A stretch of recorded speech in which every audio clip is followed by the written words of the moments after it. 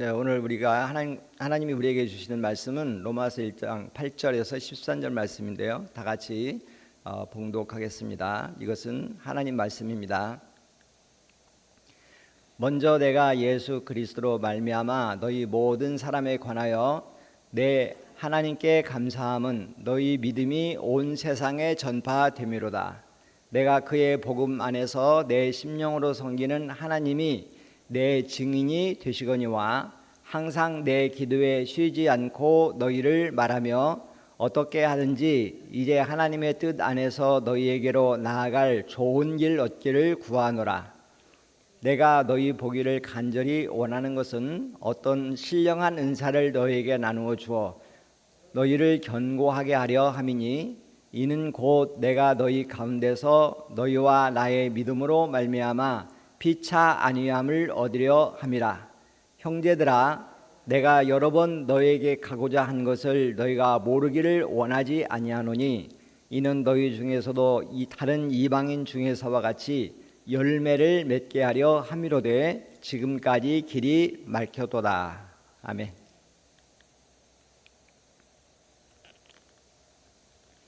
예, 오늘 조금 전에 읽은 본문 말씀은요, 바울이 여러 번 로마를 방문하고 싶었다. 또 그리고 로마 교인들과 은혜를 나누고 싶었다. 그런데 아직까지 길이 막혀서 못 갔다. 이런 내용이 있습니다.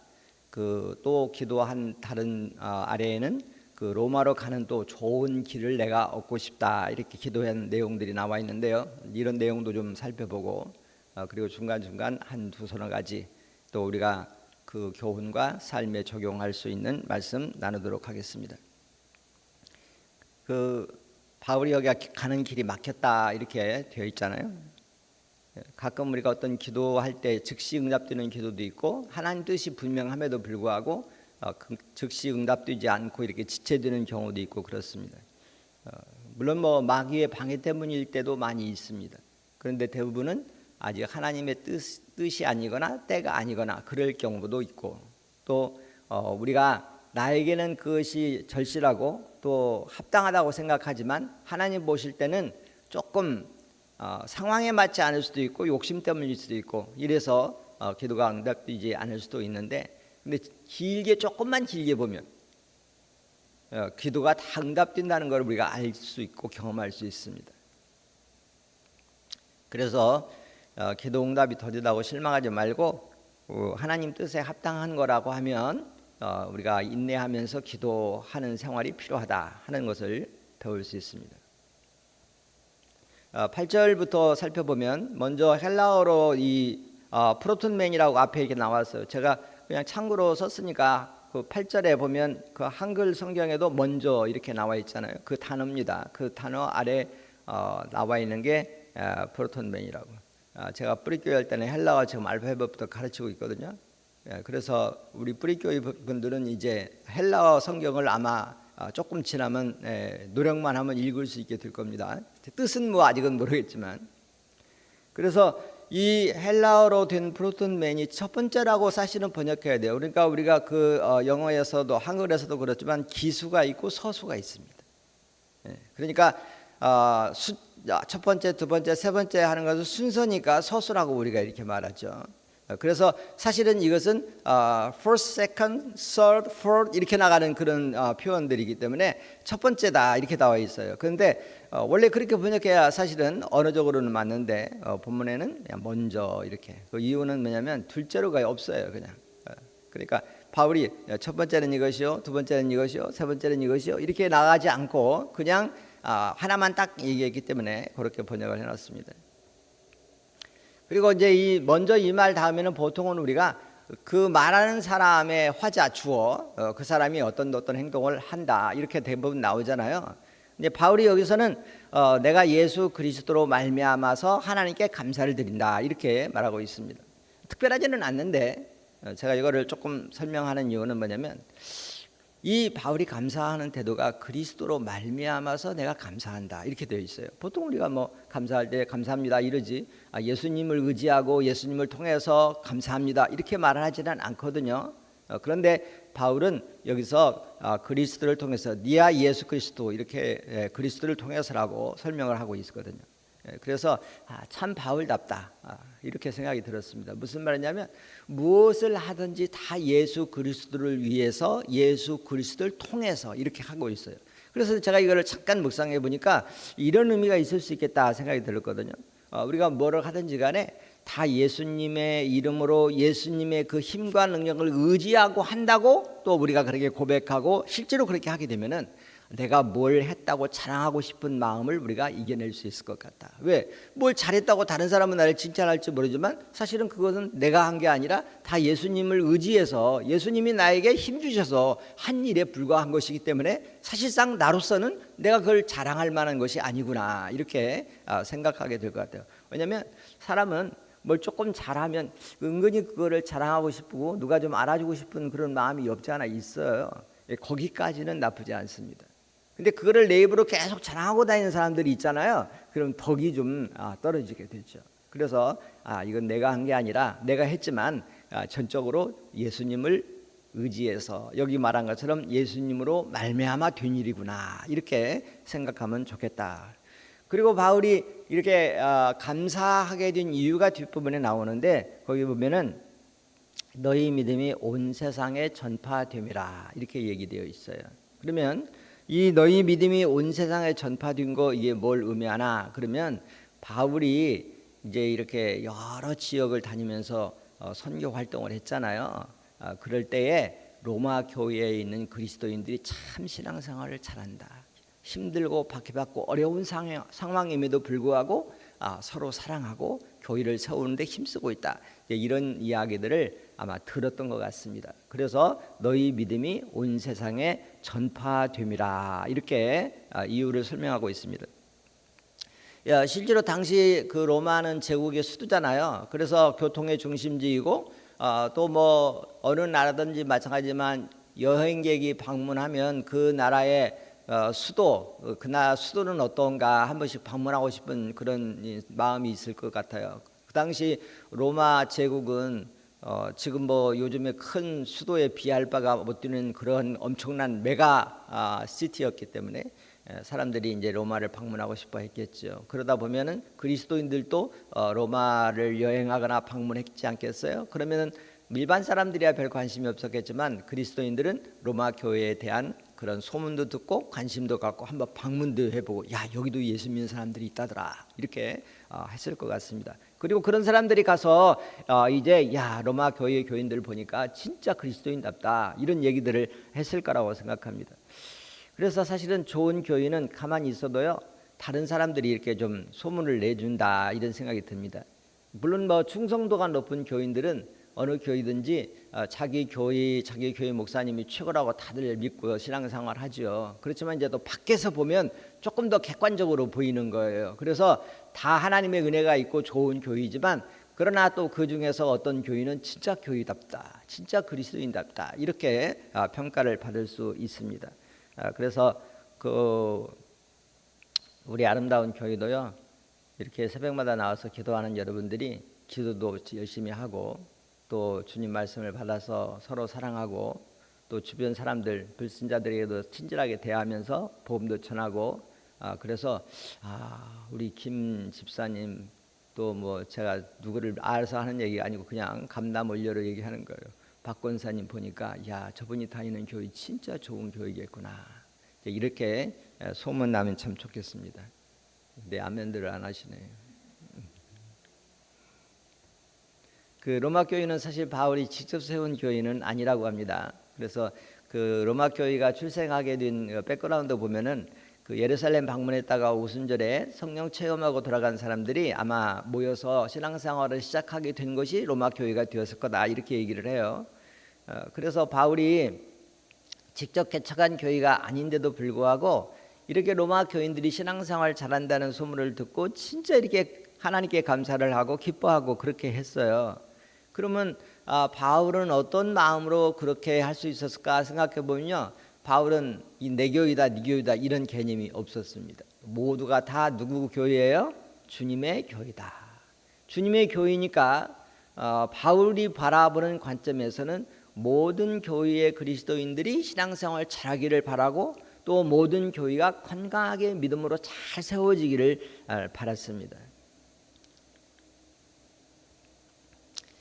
근데 요즘 교회가 좀 다소 요즘에는 사유화되어지는 그런 약간 염려가 있어요. 사유화라는 말이 무슨 말인지는 알죠.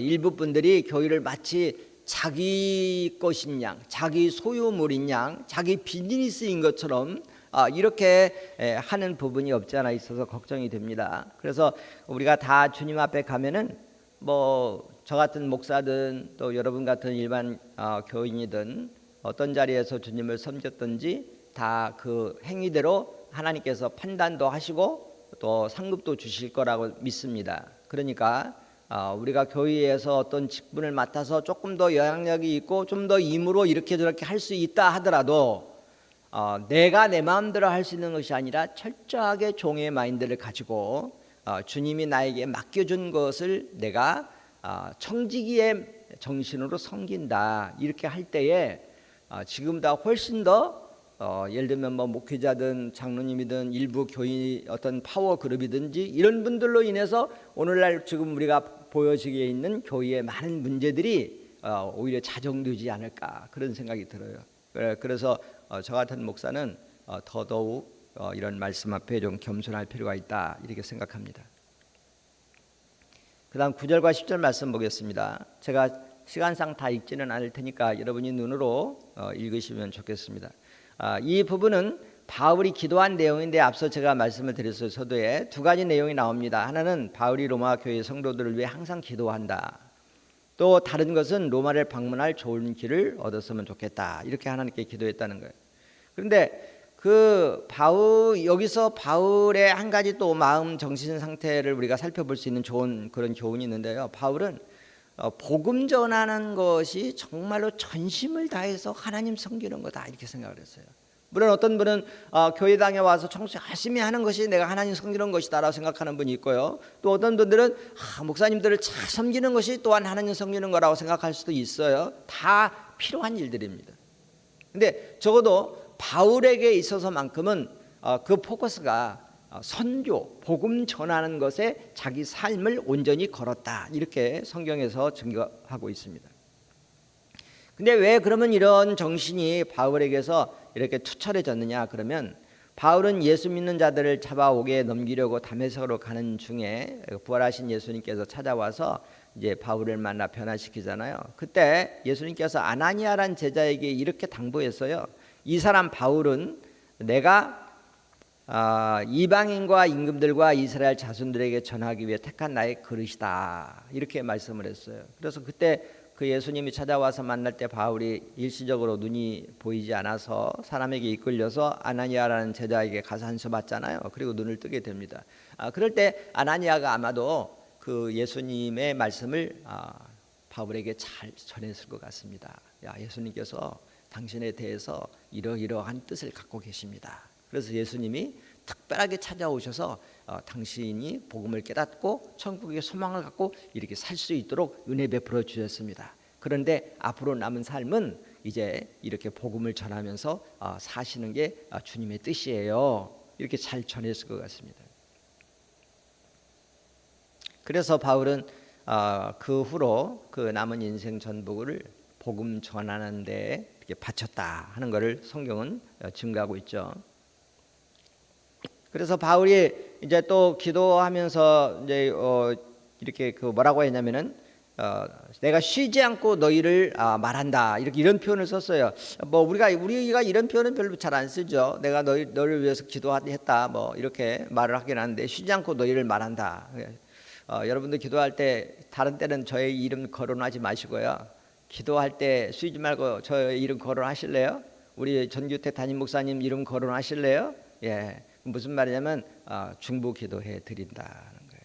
또한 뿐만 아니라 여러분의 가족들과 또 여러분의 아는 누군가의 분들 또 전도하기 원하는 전도 대상자가 있으면 쉬지 말고 어떻게 해요? 그분들 이름을 자꾸 말하면서 그때 기도할 때 때때로는 내가 무엇을 기도할까 잘 모르면 뭐 제 경험은 그런데요.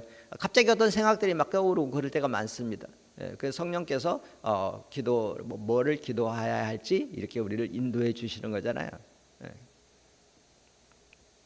이 중보기도는 해보신 분들은 다 알겠지만요, 그 누구를 위해서 지속적으로 기도하는 건 참 어려운 일입니다.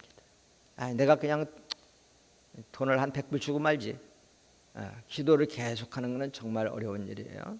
그리고 또 기도는 어떤 분이 그런 길도 썼잖아요. 기도는 진짜 레이버다, 노동이다. 또한 기도는 컴뱃, 전투다. 진짜 그렇습니다. 영적으로 차원에서 볼 때 어느 날 정말 기도하기 힘들어요.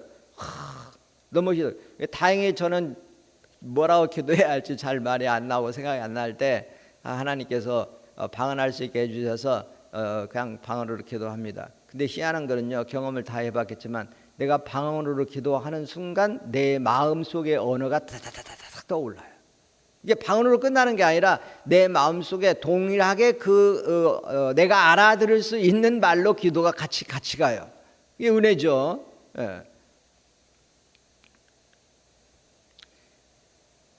그래서 뭐 새벽에 나와 존다고 말하는 분도 있는데요. 여러분 새벽에 나와서 졸더라도 이렇게 힘든 몸 일으켜서 주의 집에 나와서 기도하려고 하는 그 마음이 정말 얼마나 가상합니까? 저는 그렇게 생각합니다. 여러분 나와서 좀 졸아도 괜찮아요. 아이고 나와서 몰라 졸다만 왔네. 그래도 괜찮습니다. 그 몸을 일으켜서 여기로 옮겨 놓는 것이 얼마나 그게 주님 보실 때 참 아름다운 일인가, 그런 생각이 저는 들어요. 그래서 그 바울이 이렇게 로마 교회를 위해서 기도를 했다는 것을 뭐 평소 같으면 그런 말을 바울이 하겠습니까? 근데 오늘 여기에 보니까는 좀 그 로마 교인들이 알아줬으면 좋겠다는 그런 투로다가 말을 하고 있잖아요.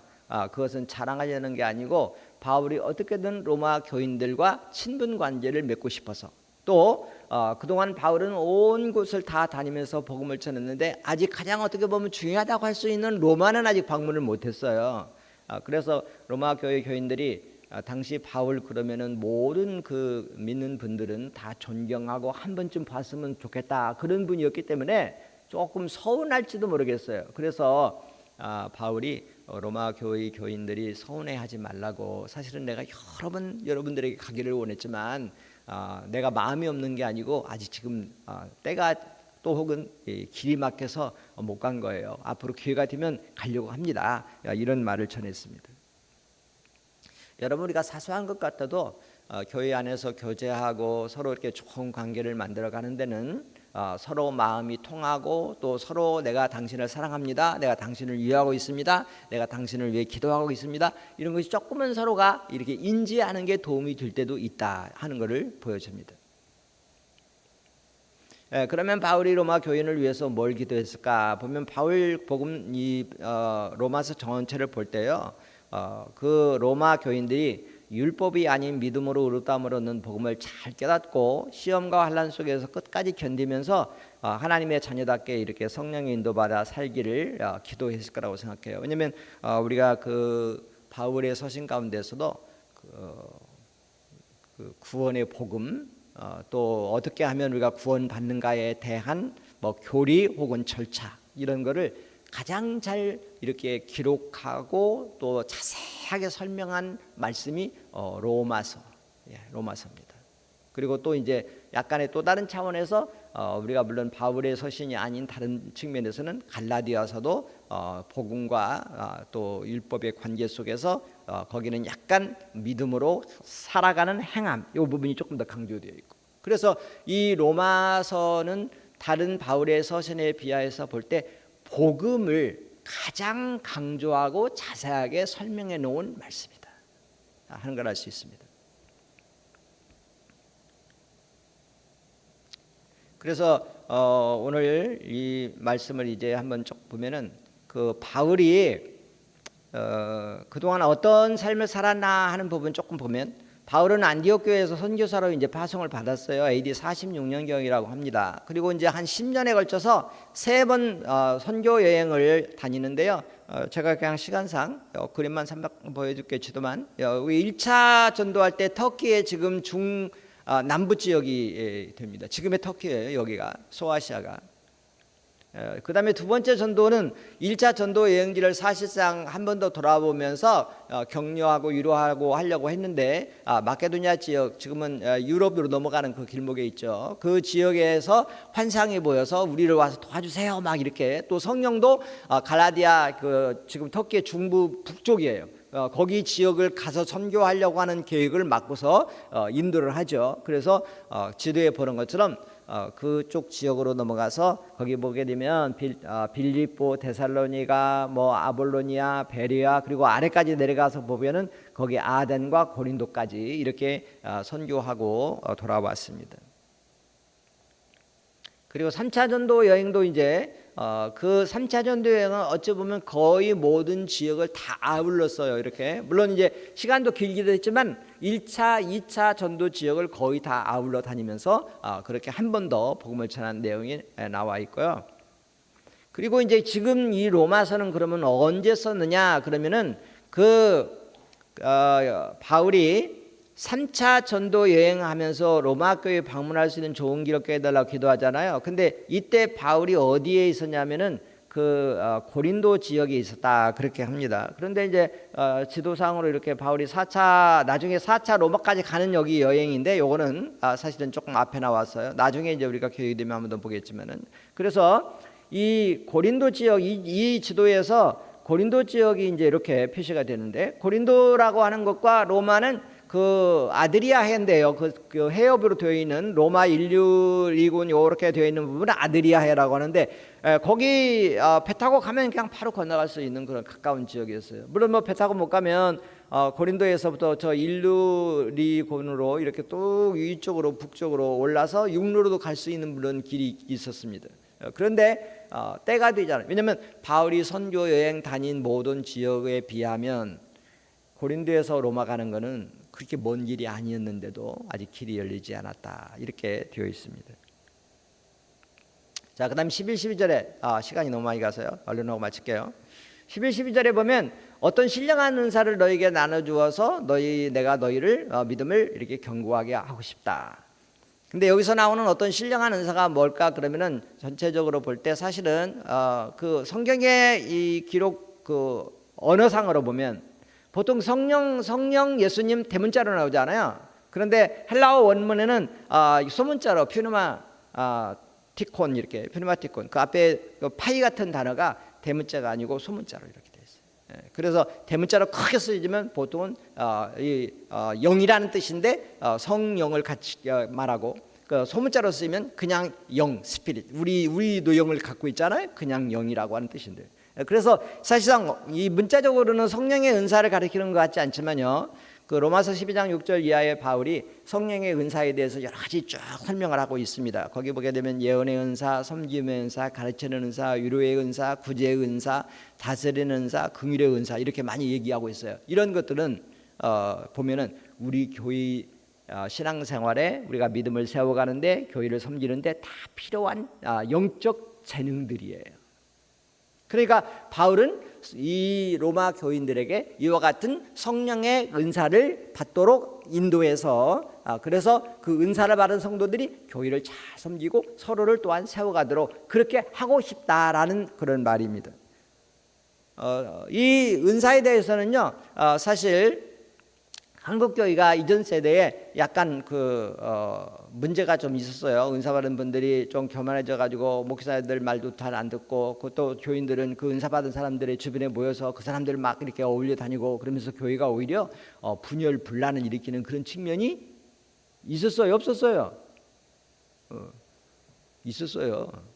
그러다 보니까 어느 시점에 이르러서 우리 장로교회도 그런 측면이 있는지 모르겠습니다만, 저는 백그라운드가 조금은 장로교회 출신이기는 한데, 중간에 저는 다른 신학교를 나오고 다른 교파에서 목회를 조금 하고 그렇기 때문에 장로교회 분위기를 제가 다 알지는 못해요. 근데 저는 성령을 매우 강조하고 성령의 직접적 역사까지도 같이 이렇게 하는 그런 교단에서 사역을 했기 때문에 지금도 여전히 동일한 마인드를 갖고 있는데 조금 경계하는 마음이 없지 않아 있어요. 그렇지만 우리가 교회를 섬김에 있어서는 성령의 은사가 필요하다.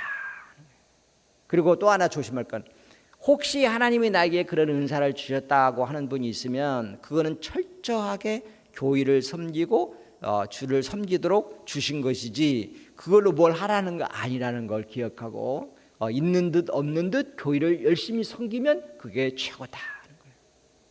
이런 부분은 뒷부분에 나오니까 다시 나중에 또 설명할 기회가 있을지 모르겠습니다. 그리고 이제 오늘 마지막 끝으로 13절에 보니까 내가 여러 번 너에게 가고자 한 것을 너희가 모르기 원치 않고 또 내가 가지 못한 이유가 지금 길이 막혔기 때문이었다 이렇게 말하는데 아까 설명을 했기 때문에 그냥 패스합니다. 그래서 한 가지 더 말하면은 이제 바울이 이렇게 친교를 하면서 로마 교회에 대해서는 왜 관심이 없을까 혹 생각하는 분이 있다면 그 오해를 피하려고 여기에 좀 이렇게 자세히 기록해 놨다 이렇게 되어 있습니다. 그리고 바울은 나중에 이렇게 얘기하죠. 내가 지금 가려는 길이 막혔지만은 그러나 내가 지나가는 길에 너희를 보고 만나서 교제도 하고 그리고 너희가 나를 또 이렇게 그리 갈 수 있게 해주면 좋겠다 이렇게 되어 있는데 여기 지나가는 길은 어디를 말하냐면 스페인 선교. 서바나라고 나와 있는데 스페인 선교. 스페인은 여러분 알죠? 유럽의 제일 끝부분에 있는 거예요. 그 가장 웨스트 쪽에. 그래서 그 스페인 쪽으로 가서 선교를 하기를 원하고 그리고 그리로 가게 나를 보내주면 좋겠다. 여기 보내다 아니 뭐 자기가 가는 길에 들린다고 했는데 또 보내주기를 바란다는 표현은 뭘까요? 이렇게 됐는데 이거는 뭐냐면 로마 교회가 바울을 스페인 선교사로 파송하고 후원해 주면 좋겠다라는 그런 약간 염원이 조금 담겨 있어요. 우리가 선교는 사실은 그 선교사님이 하시는 것이지만은 그러나 선교하려면 그 후원자 그룹이 꼭 필요하잖아요. 그래서 바울이 장막 만드는 일을 하기도 했지만은 항상 바울 선교에는 바울을 후원하는 교회들이 있었습니다. 그래서 우리 교회가 여러 지역의 선교에 동참하고 있는 건 정말 잘하는 일이잖아요.